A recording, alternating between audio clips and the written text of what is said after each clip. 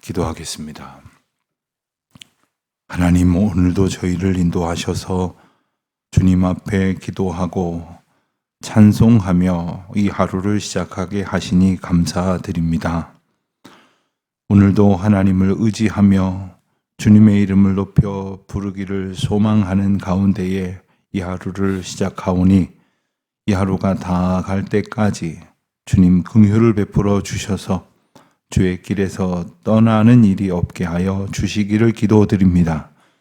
모든 상황 속에서 주님을 생각하며 주님을 바라고 구하며 묵상하기를 소원합니다마는 혹 세상 풍조와 같은 거친 저희를 향한 거친 시련 앞에서 저희가 주님 앞에서 받은 믿음을 지켜 살아가지 못하는 일이 없도록 하나님, 오늘 모든 시간과 모든 상황을 주장하여 주시기를 기도드립니다. 저희가 아무것도 없었을 때에는 주님을 더욱 의지할 수 있었을지 모르겠습니다마는 혹 무엇인가를 가졌다고 생각할 때, 또 그것이 내 것이라고 생각할 때, 내가 수고하여 얻은 결과라고 생각할 때 말로 다할 수 없는 교만과 어리석음으로 주님의 은혜를 기억하지 못하는 일이 있습니다. 하나님, 저희의 믿음 없음과 저희의 우둔함을 주님 불쌍히 여겨 주시옵시고 오직 주님께서 인도하시는 은혜와 저희를 향하여 베푸신 그 믿음 가운데에 오늘도 살아갈 수 있도록 저희에게 하나님의 놀라우신 권능을 허락하여 주시기를 기도드립니다. 저희가 주님의 것이라고 알고 믿으며 주님 앞에 원하고 바라여 구하였던 것, 그래서 하나님께서 주신 은총으로 받았던 그 모든 은혜의 결과물들을 저희가 하나님의 은혜 앞에 감사함으로 다시 영광 돌려드릴 수 있도록 늘 주님 앞에서 저희의 삶을 비추어 나아가는 저희들이 되게 하여 주시기를 기도드립니다. 하나님, 저희에게 물질이 필요하여 물질을 구했습니다마는 그것이 근원적으로 주님의 것이며 또 주님께서 저희들에게 주님의 뜻을 이루도록 맡겨주셨다는 사실을 잊어버린 채 제 마음대로 사용하거나 또한 허비한 적이 없었는지 겸손히 돌아보는 가운데 오늘 저희에게 주시는 모든 은혜를 주님의 뜻대로 사용하고자 애쓰며 성령께서 도우심으로 그 일들을 잘 감당하게 도와주시기를 기도드립니다. 하나님, 저희 교회가 이제 새 봄을 맞이하여 여러 가지로 주님 앞에 더욱더 힘있게 나아갈 수 있기를 구하며 애쓰는 모든 시간들마다 함께하여 주시기를 원합니다.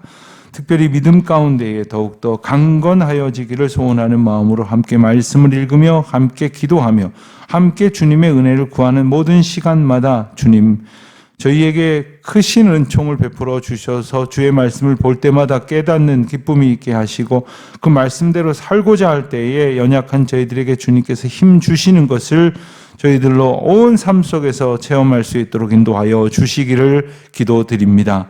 피곤하고 지치고 힘들고 약하여졌으나 주님 의지하는 마음으로 힘을 낼 때에 주께서 능력의 능력을 더하여 주시옵시고 오직 주님을 바라보는 기쁨으로 넉넉히 그 길을 걸어가게 하여 주시기를 기도드립니다. 하나님 아버지, 저희 교회가 감당하고자 주님 앞에서 받은 그 모든 소명들을 주님의 뜻 가운데에서 주님 주신 은혜와 능력으로 넉넉히 감당하게 하여 주시옵소서. 무엇보다도 우리 자녀들, 다음 세대들 믿음으로 잘 양육할 수 있도록 모든 부모된 심정을 가진 성도들이 사랑하는 마음으로 우리의 자녀들의 영혼이 잘되고 강건하여지도록 주의 사랑을 기도하며 또한 할 수 있는 모든 노력을 다하는 가운데에 믿음이 아름답게 전승되어지는 교회, 또 우리 자녀들을 향하여 천국의 소망을 품고 가르치기를 힘쓰는 교회, 그 가운데 진정한 기쁨을 누리는 교회가 되게 하여 주시기를 기도드립니다. 하나님, 세계 선교를 위해서 주신 사명을 부족하나마 감당하는 가운데에 여러 가지 어려움도 있고 저희들의 연약함도 느낍니다. 하나님, 도우시는 주님의 음성 귀 기울여 주 뜻대로 힘있게 걸어갈 수 있도록 오늘도 주여 함께하여 주시기를 기도드립니다. 하나님, 내일은 거룩한 주일입니다. 모든 성도들이 주님 앞에 기쁨으로 나와 예배하며 또한 사랑 가운데 감격으로 교제하며 서로 용납하며 하나님의 나라를 선취할 수 있도록 주여 저희들에게 은혜를 덧입혀 주시옵소서. 여러 모양으로 예배를 준비하는 모든 손길들에게 함께 하시고 특별히 허락하실 말씀을 준비하기 위하여 주님 앞에 귀 기울여 주의 말씀 받고자 힘쓰는 교역자들에게 하나님 권능을 주시고 또한 주님께서 베푸시는 은혜로 찬송하며 또한 우리의 학생들을 가르치며 또한 여러 모양으로 주의 거룩하신 예배의 자리를 이제 오늘 먼지를 뒤집어 쓰면서 준비하는 모든 분들에게도 하나님의 크신 은혜와 감동을 허락하여 주시옵소서. 아버지 하나님, 주의 말씀을 기다리는 자들에게 들려지는 은혜를 베푸시고 주님의 위로와 주님의 능력을 힘입어 이 험한 세파를 넉넉히 이겨내기를 간구하며 기도하는 모든 손길들 가운데 살아계신 하나님의 도우심, 그 하나님의 손 붙들어 일으켜주시는 은혜와 감격을 누리는 귀한 날이 되게 하여 주시옵소서. 오래도록 기도하며 주님의 응답을 기다리고 있는 모든 성도들에게 주님 말씀하여 주시옵시고 또한 그저 저희들이 원하는 일들이 이루어지기만을 마치 시위하듯이 주님 앞에 때를 쓰는 그러한 시간이 아니라 오직 하나님의 뜻을 귀 기울여 청종하고 들어 깨달을 때에 찬송하며 그 뜻대로 살아가기를 기뻐하는 저희들이 되게 하여 주시옵소서. 해외에 있는 교우들, 지방에 있는 교우들, 군문에 나가 있는 우리 자녀들과 유학 중에 있는 젊은이들, 여행 중에 있는 이들, 출타 중에 있는 이들, 연약한 몸을 하나님 앞에 의지하며 오늘도 믿음의 길을 걷고자 하는 모든 분들에게 주여 이날이 복되게 하시며 아름다운 주의 은총이 드리워지는 귀한 날 되게 하여 주시옵소서. 말씀 앞에 저희들을 부르셨사오니 말씀을 통하여 인생의 유한함을 깨닫는 지혜를 얻게 하여 주시옵시고 오직 인생의 주권자이신 하나님의 뜻대로 살아가는 것이 무엇인지를 깨닫고 그 걸음을 내딛는 기쁘고 복된 날 되게 하옵소서. 감사하오며 예수님의 이름으로 기도드립니다. 아멘.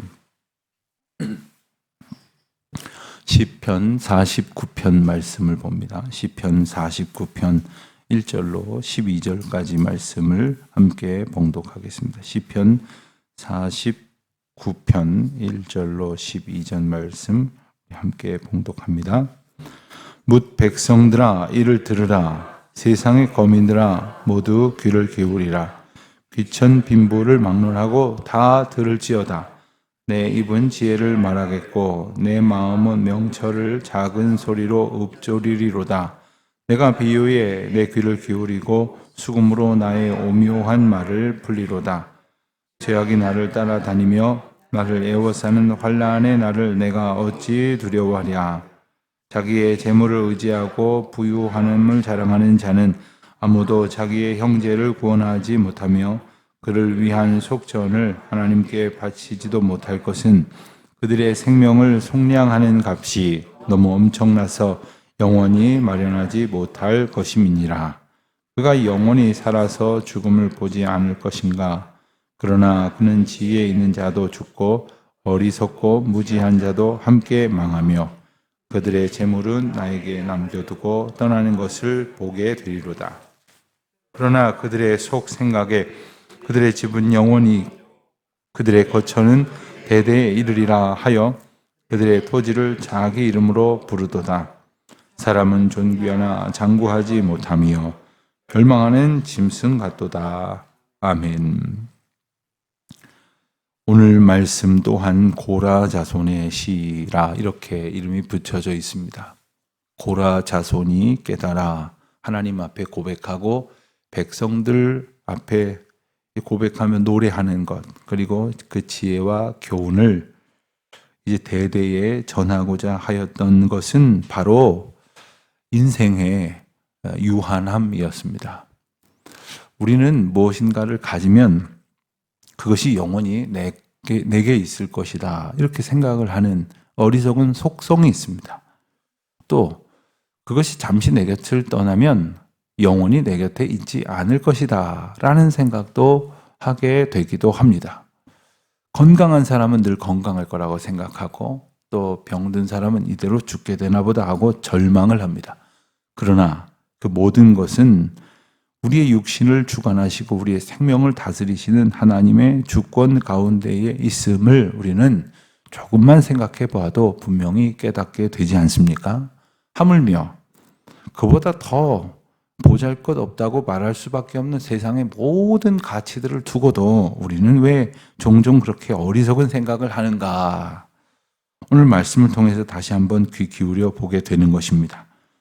오늘 1절 2절 말씀을 보면 뭇 백성들아 들으라 세상의 거민들아 귀를 기울이라 귀천 빈부를 막론하고 다 들을지어다. 이 말씀 이제 전하고자 하는 하나님의 지혜는 모든 사람들이 예외가 없다는 말입니다. 어떤 사람은 좀 듣지 않아도 듣지 않음으로 그 말씀의 적용을 받지 않을 수도 있다. 이런 전제가 없습니다. 모든 사람들이 들어야 된다.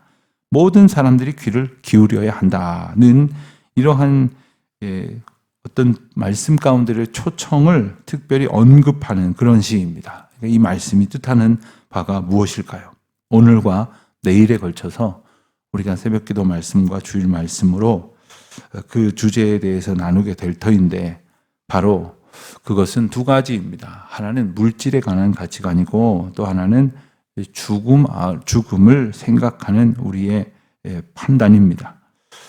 오늘 말씀을 보면 3절, 4절에 이 지혜를 그리고 하나님의 주시는 명철을 그리고 하나님께서 주시는 그 은혜의 통찰을 가지고 나의 인생의 모든 어리석음을 물리치겠고 그리고 문제를 풀어가겠다 하는 겁니다. 우리가 살면서 많은 문제들을 만납니다. 그 문제들이 참 별것 아닌데도 불구하고 그 문제를 두고 끙끙 앓고 정말 잠을 이루지 못합니다. 종종 하나님께서는 그 문제를 보게 하십니다. 여러분들도 그런 경험이 혹시 있으실지 모르겠습니다. 내가 어떤 문제 가지고 막 정말 안달복달 그리고 고민을 하고 있는데 누군가가 그와 비슷한 혹은 그보다 더 심각한 문제를 가지고 내게 의견을 구합니다. 그때 정말 객관적으로 그건 그렇게 생각하니까 고민만 깊어지지. 이렇게 한번 생각해보고 이렇게 한번 기도해보게. 이렇게 권면해보신 적이 혹시 있습니까? 그러는 동안에 오히려 객관적으로 나의 문제를 보게 되고 정말 별것이 아니라는 사실, 어리석은 생각에 갇혀 있었다는 그러한 깨달음을 얻게 되실 것입니다. 우리가 성도들과 함께 삶을 나누고 함께 중보하고 격려하고 응원하는 것에 큰 기쁨과 유익이 바로 이런 것입니다. 신방을 함께 이렇게 같이 가는 신방대원 이렇게 부르는 분들이 더 큰 은혜를 받는다는 말씀을 종종 듣는데 그게 바로 이런 이치입니다. 내가 내 문제에 매몰되지 아니하고 하나님께서 주시는 그 지혜로 이 모든 문제를 풀 것이다 하는 겁니다. 그럴 때에 5절을 보면 죄악이 나를 따라다니며 나를 애워싸는 환난의 날을 내가 어찌 두려워하랴. 내가 죄악으로 쫓기는 듯한 삶 그리고 나의 죄의 문제가 나를 가득히 애워싸서 마치 환난을 겪는 그런 날을 산다 할지라도 주님께서 내게 지혜를 주시고 주님께서 주신 말씀을 통하여 얻은 명철을 우리가 붙들 때에 무엇이 두렵겠느냐 하는 것입니다. 오늘 하루를 이제 여러분들의 어떤 예정된 시간을 기다리면서 어떤 마음이 드십니까? 혹 오늘 있을 어떤 일 때문에 두려우십니까? 아니면 반대로 막 설레이고 기대가 되십니까? 이렇듯 저렇듯 그 시간의 주권자이신 하나님은 우리에게 1초 1초, 1분, 1시간, 하루, 한 달, 1년 계속해서 우리에게 시간을 기회로 주십니다. 그것은 내가 마다한다고 오지 않는 것도 아니고 그리고 원한다고 해서 붙들 수 있는 것도 아니지 않습니까? 그런데 이 시간의 주권자이신 하나님께서 그저 던져주시는 것이 아니라 이 시간을 살아갈 지혜와 그리고 권능을 또한 우리에게 주신다는 거죠. 그것은 무엇이겠습니까? 6절, 7절 말씀에 보면 재물에 대한 생각입니다. 재물을 어떻게 이해하고 또한 재물을 주장하며 살아가느냐입니다. 6절, 7절을 보겠습니다. 자기의 재물을 의지하고 부유함을 자랑하는 자는 아무도 자기 형제를 구원하지 못하며 그를 위한 속죄는 하나님께도 바치지 못한다 하는 겁니다. 여러분, 재물을 의지한다고 하는 것은 무엇일까요? 무슨 문제 앞에서 이 재물로 해결할 수 있지 않을까 하는 생각이며, 또 하나는 자랑하는 것입니다. 내게 이런 것이 있다고 스스로에게 자랑합니다. 그리고 세상 앞에 자랑을 합니다.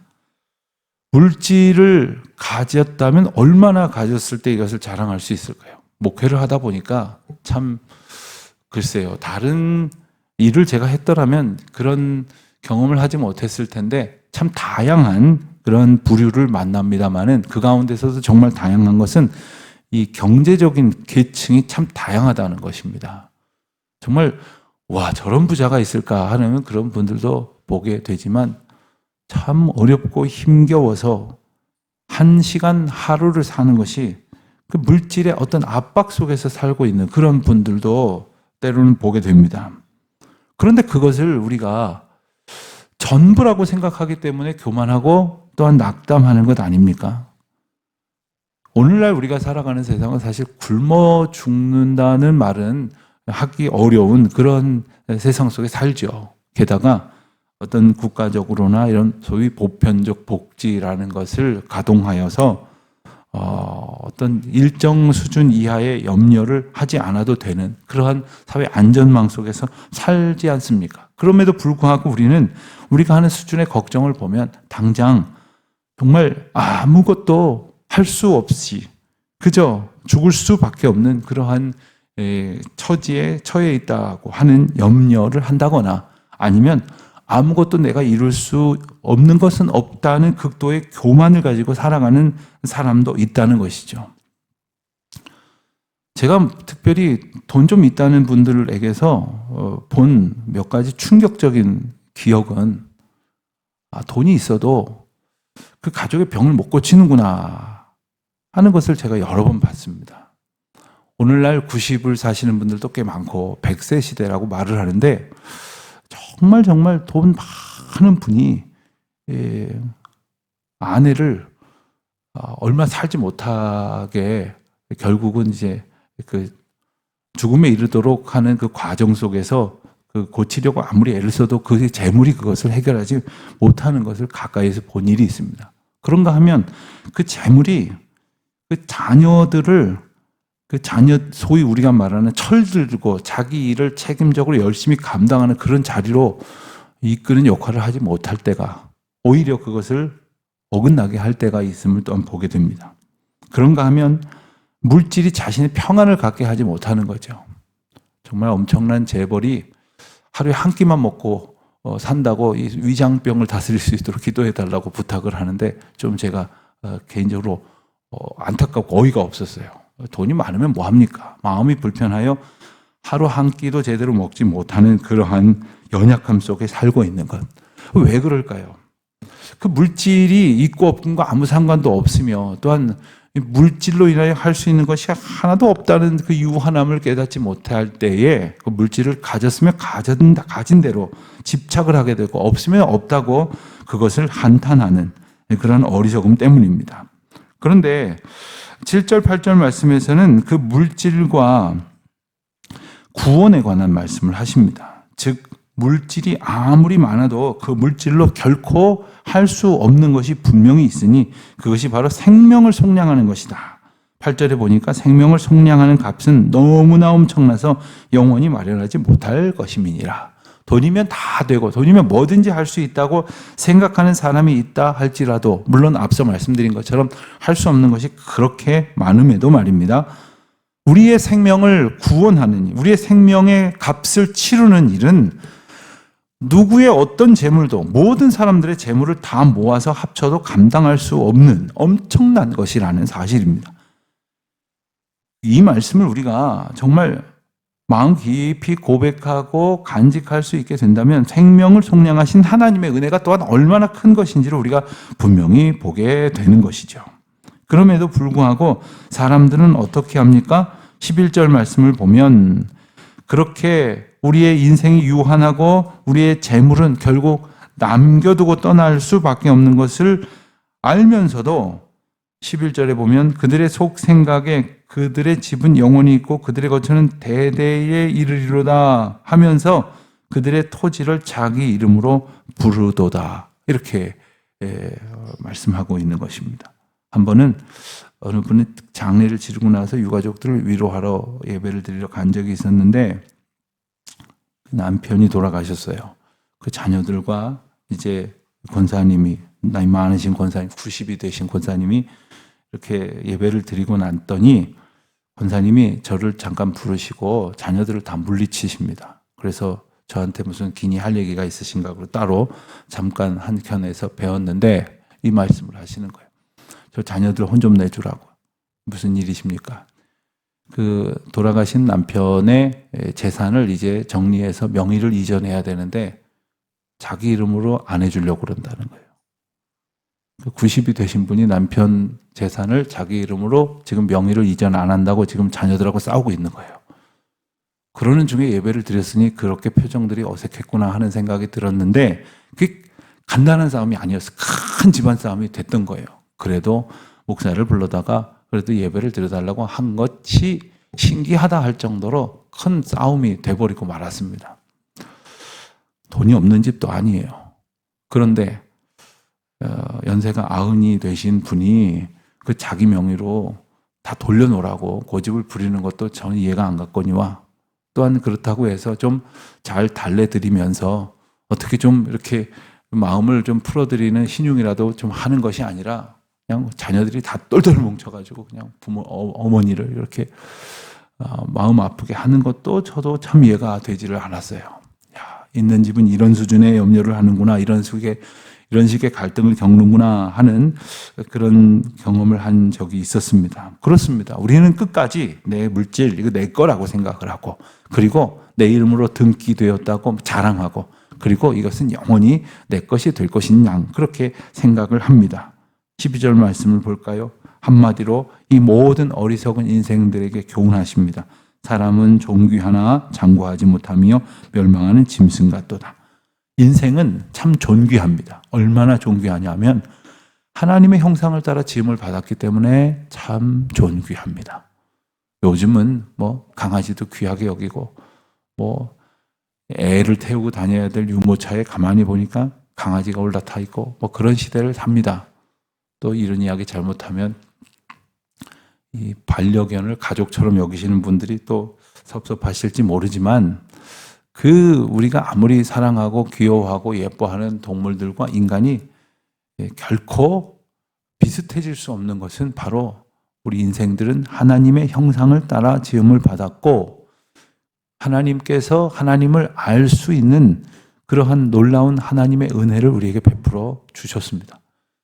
그래서 혹 교회 나와서 성경 공부하지 않더라도 하늘을 두려워할 줄 아는 양심을 주셨고 하나님의 말씀을 들을 때 하나님을 느끼고 깨달아 갈 수 있는 어리석으나마 하나님께서 주시는 지혜로 살 때에 하나님을 만날 수 있는 복을 주셨습니다. 그래서 하나님의 뜻대로 사는 하나님의 사람이 될 수 있다는 것입니다. 이것이 사람이 존귀한 이유입니다. 많이 배우고 물질을 많이 가져서 존귀한 것이 아니라 하나님의 형상대로 사는 것입니다.